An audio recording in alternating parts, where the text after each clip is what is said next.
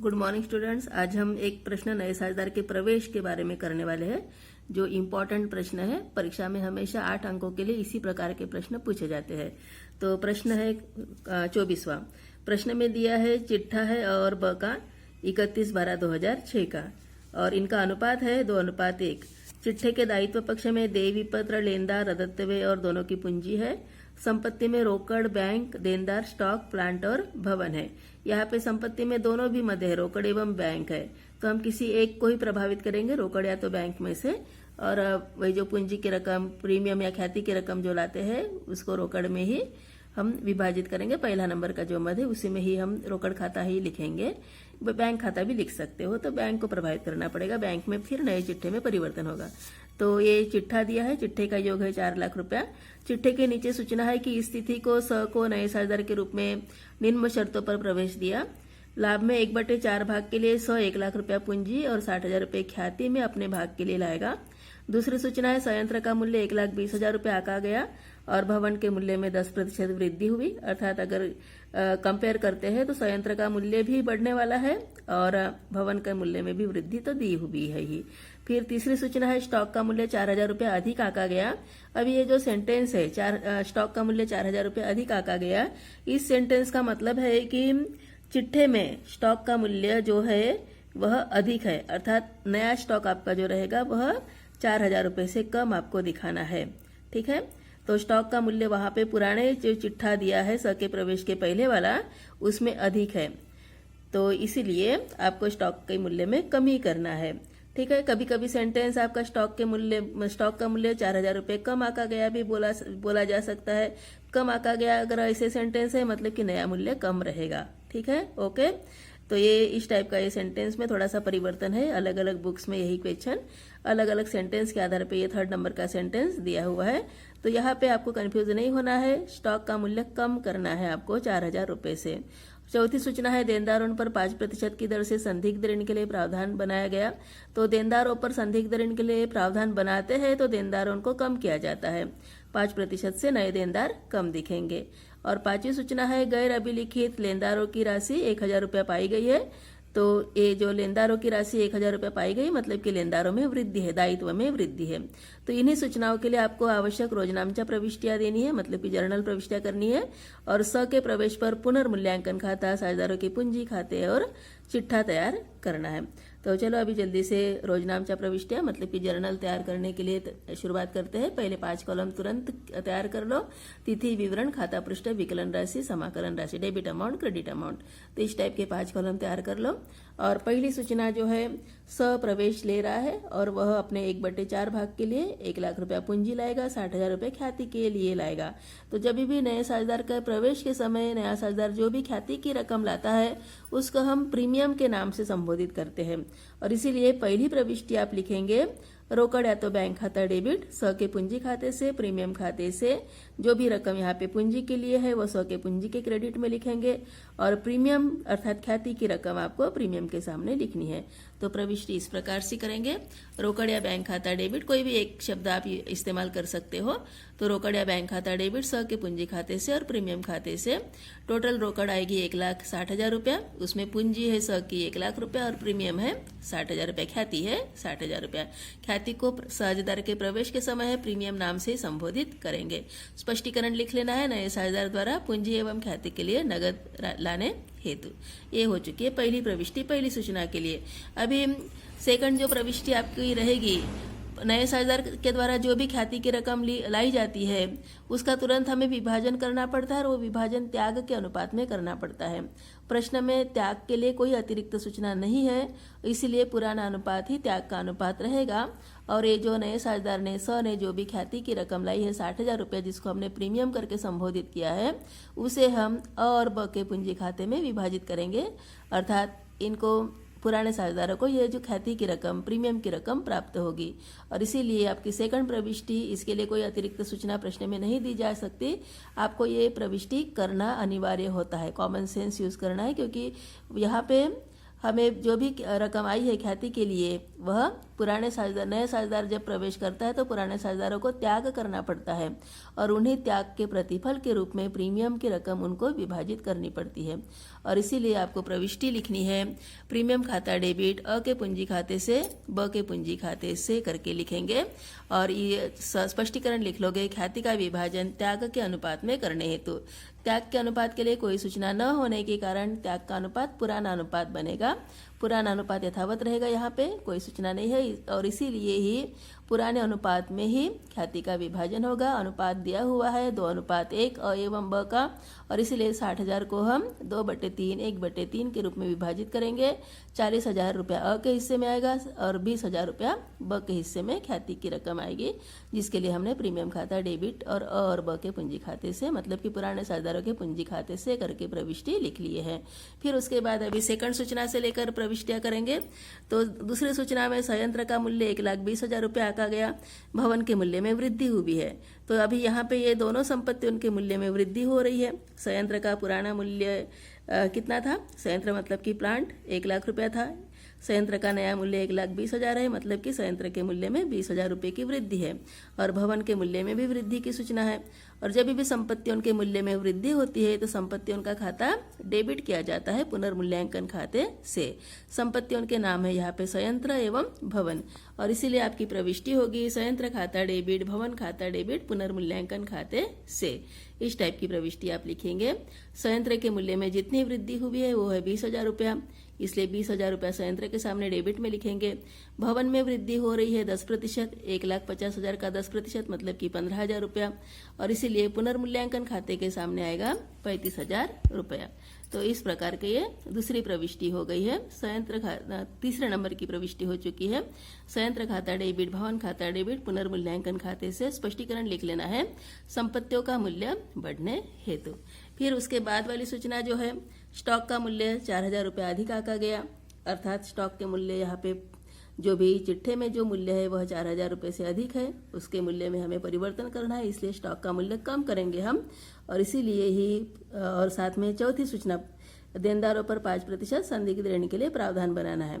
हम कंबाइन प्रविष्टियां करने वाले हैं। अलग अलग प्रविष्टियां करने से जगह ज़्यादा घिरी जाती है और समय भी उतना ही लगता है, ज़्यादा लगता है समय, क्योंकि एक प्रविष्टि के लिए जितना समय लगेगा 2 प्रविष्टियां करेंगे तो दुगना समय आपको लगेगा, क्योंकि स्पष्टीकरण लिखना भी अनिवार्य होता है। और इसीलिए तीसरी सूचना एवं चौथी सूचना, इस सूचना में संपत्तियों का मूल्य कम हो रहा है। स्टॉक के मूल्य जो अधिक आका गया करके बोला गया है, मतलब कि चिट्ठे में स्टॉक ज़्यादा मूल्य से दिख रहा है, उसको नए चिट्ठे में आपको कम मूल्य से दिखाना पड़ेगा। और इसीलिए ही स्टॉक में कमी और देनदारों पर संदिग्ध ऋण के लिए आयोजन, मतलब कि देनदारों में भी कमी, अर्थात देनदार एवं स्टॉक इन दोनों संपत्तियों में कमी होगी। संपत्तियों में कमी अगर होती है तो आपका पुनर्मूल्यांकन खाता डेबिट होता है और जो संपत्तियों के मूल्य में कमी है उन संपत्तियों के खाते से करके लिखना पड़ता है। तो आपकी प्रविष्टि रहेगी पुनर्मूल्यांकन खाता डेबिट, स्टॉक खाते से एवं देनदार खाते से या देनदार से करके लिखेंगे। पुनर्मूल्यांकन खाता डेबिट, स्टॉक खाते से, देनदार से। अभी स्टॉक के मूल्य में जो अधिक आका गया करके बोले हैं 4,000 रुपये, मतलब कि स्टॉक का नया मूल्य 4,000 रुपये से कम करेंगे। और देनदार जो अमाउंट थी देनदार की 60,000 थी, 60,000 का 5% 3,000 रुपये आएगा, तो देनदार के सामने 3,000 लिखेंगे। अर्थात 4,000 एवं 3,000 दोनों मिलाकर पुनर्मूल्यांकन खाता डेबिट होगा 7,000 रुपये से। ये स्पष्टीकरण लिखेंगे संपत्तियों का मूल्य कम होने हेतु। तो इस प्रकार की ये चौथी प्रविष्टि। फिर उसके बाद पांचवी सूचना जो है कि गैर अभिलिखित लेनदारों की राशि 1,000 रुपया पाई गई। अभी गैर अभिलिखित लेनदार मतलब कि नॉन रिकॉर्डेड जो क्रेडिटर्स है, तो यहाँ पे दायित्व पक्ष में जो लेनदार है उसमें इन लेनदारों को शामिल नहीं किया गया था और इसलिए आपके जो नए लेनदार है वह बढ़ेंगे और लेनदार बढ़ेंगे मतलब कि दायित्व बढ़ेगा। दायित्व अगर बढ़ता है तो आपको प्रविष्टि लिखनी पड़ती है पुनर्मूल्यांकन खाता डेबिट दायित्व खाते से, और इसी कारण से दायित्व का नाम अभी यहाँ पे लेनदार है। आपकी प्रविष्टि आप लिखेंगे पुनर्मूल्यांकन खाता डेबिट लेनदार से, दायित्व में वृद्धि होने हेतु 1,000 रुपया दोनों पक्षों में। ठीक है, ये हो गई आपकी पांचवी प्रविष्टि। फिर उसके बाद अभी आगे कोई सूचना नहीं है। 5 सूचना के लिए आपकी 5 प्रविष्टियाँ कंप्लीट हो चुकी है। अभी आपको निकालना है पुनर्मूल्यांकन पर लाभ होता है कि हानि होती है उसका आंसर। तो प्रश्न में वैसे पुनर्मूल्यांकन खाता बनाने के लिए बोला गया है, परंतु यदि पुनर्मूल्यांकन खाता नहीं भी बनाना है तो भी आप आंसर निकाल सकते हो। तो तीसरी प्रविष्टि, चौथी प्रविष्टि एवं पांचवी प्रविष्टि ये आपकी पुनर्मूल्यांकन के संबंधित है। तो पुनर्मूल्यांकन के क्रेडिट में तीसरी प्रविष्टि में 35,000 रुपया दिख रहा है, चौथी प्रविष्टि में पुनर्मूल्यांकन के डेबिट में 7,000 रुपया है और पांचवी प्रविष्टि में पुनर्मूल्यांकन खाते के डेबिट में 1,000 रुपया है। अर्थात क्रेडिट में 35,000 है, डेबिट में 7 एवं 1 मतलब कि 8,000 रुपया। तो 35 में से 1 अगर कितना 35 में से 8 अगर घटाते हैं तो 27,000 रुपया पुनर्मूल्यांकन पर लाभ रहेगा, क्योंकि पुनर्मूल्यांकन का क्रेडिट पक्ष बड़ा है और इसीलिए पुनर्मूल्यांकन के लाभ की प्रविष्टि आप कर सकते हो और वह प्रविष्टि होगी पुनर्मूल्यांकन खाता डेबिट अ के पूंजी खाते से ब के पूंजी खाते से, क्योंकि जो पुनर्मूल्यांकन पर जो लाभ या हानि रहेगी वह पुराने साझेदारों में ही विभाजित की जाती है, नए साझेदार को उसमें प्रभावित नहीं किया जाता। क्योंकि नए साझेदार के प्रवेश के पहले हमें जो भी कुछ परिवर्तन है वो पहले हमें पुराने साझेदारों को ही प्रभावित करके दिखाने पड़ते हैं, क्योंकि नया साझेदार आते समय पूर्णतः क्लियर रूप में उसको हम प्रवेश देंगे, कोई भी कुछ संदेहात्मक स्थिति उत्पन्न नहीं करेंगे। और इसीलिए नए साझेदार के प्रवेश के पहले जो भी कुछ हमने संपत्ति दायित्व में परिवर्तन किया था उसका प्रभाव सिर्फ पुराने साझेदारों पर ही होगा और इसीलिए आपकी प्रविष्टि पुनर्मूल्यांकन खाता डेबिट अ के पूंजी खाते से ब के पूंजी खाते से 27,000 रुपये का लाभ यहाँ पे हो चुका है। पुनर्मूल्यांकन खाते का डेबिट पक्ष कम था, क्रेडिट पक्ष बड़ा था, इसलिए पुनर्मूल्यांकन पर लाभ हो गया है 27,000। उसको आप 2:1 मतलब कि 2/3 1/3 में विभाजित करेंगे। अ के हिस्से में आएगा 18,000, ब के हिस्से में आएगा 9,000 रुपया। तो इस प्रकार से पुनर्मूल्यांकन पर लाभ का विभाजन आप पुराने अनुपात में पुराने साझेदारों में ही करोगे। तो इस प्रकार की 7वीं प्रविष्टि होगी। अगर 7वीं प्रविष्टि के लिए दुविधा अगर है आपको तो आप तुरंत पुनर्मूल्यांकन खाता बना सकते हैं। जिन जिन संपत्तियों के मूल्य में बढ़ोतरी हुई थी, वृद्धि हुई थी, वो क्रेडिट में आ चुकी है तीसरी प्रविष्टि के अनुसार। जिन जिन संपत्तियों के मूल्य में कमी हुई थी वह पुनर्मूल्यांकन के डेबिट में आ चुके हैं। स्टॉक एवं देनदार दायित्व में वृद्धि हो गई थी, पुनर्मूल्यांकन खाते के डेबिट में दिखेगी। और फिर जो अंतर है 35,000 रुपये क्रेडिट का योग है और डेबिट का योग में मात्र 7,000 कितना 8,000 रुपया है और इसीलिए 35,000 में से 8,000 रुपया घटाते हैं तो 27,000 रुपया आपको लाभ मिलेगा, जो आप साझेदारों के पूंजी खाते में विभाजित करोगे। और अ के हिस्से में आएगा 18,000, ब के हिस्से में आएगा 9,000। 27,000 का 2/3, 27,000 का 1/3। तो इस प्रकार से ये पुनर्मूल्यांकन खाता आप बना सकते हैं और इसी खाते के आधार पर ये आपकी 7वें नंबर की प्रविष्टि है। पुनर्मूल्यांकन के डेबिट में आंसर आ चुका है, इसलिए पुनर्मूल्यांकन खाता डेबिट और पुराने साझेदारों के पूंजी खाते से करके आपको लिखना पड़ेगा। तो इस प्रकार से ये पहला खाता आपका कंप्लीट हो चुका है। उसके बाद आपको बनाना है साझेदारों का पूंजी खाता। तो साझेदारों का पूंजी खाता बनाने के लिए तुरंत कॉलम्स तैयार कर लेना है। साझेदारों का पूंजी खाते के लिए विवरण अब स करके कॉलम्स तैयार कर लोगे और दोनों पक्षों में डेबिट एवं क्रेडिट में। अभी सबसे पहले जो भी आपके चिट्ठे में दायित्व पक्ष की तरफ जो पूंजी दी हुई है वह शेष लागत के रूप में आपको लिख लेनी है। 1,80,000 रुपये की पूंजी थी और ब की पूंजी है 1,50,000 रुपया। फिर उसके बाद आपने पहली प्रविष्टि की थी, स के द्वारा पूंजी की रकम लाई गई है 1,00,000 रुपया। उसी सूचना के लिए आपको यहाँ पे क्रेडिट में रोकड़ खाते को करके लिखना है स के कॉलम में 1,00,000 रुपया। फिर स ने प्रीमियम मतलब कि ख्याति के रूप में भी 60,000 रुपये लाया था, इसका विभाजन आपने सेकंड प्रविष्टि में किया था। उसके लिए आपको क्रेडिट में प्रीमियम खाते को करके अ के हिस्से में 40,000, ब के हिस्से में 20,000। फिर उसके बाद आपको आंसर जो मिला था पुनर्मूल्यांकन पर लाभ था, जो यहाँ पे साझेदारों के पूंजी खाते में क्रेडिट में दिखेगा 18,000 एवं 9,000। डेबिट में कोई प्रविष्टि नहीं है, सभी प्रविष्टियां क्रेडिट में आ चुकी है। अ ब स तीनों के कॉलम की टोटल करोगे और वह शेष लेगा करके लिख लोगे।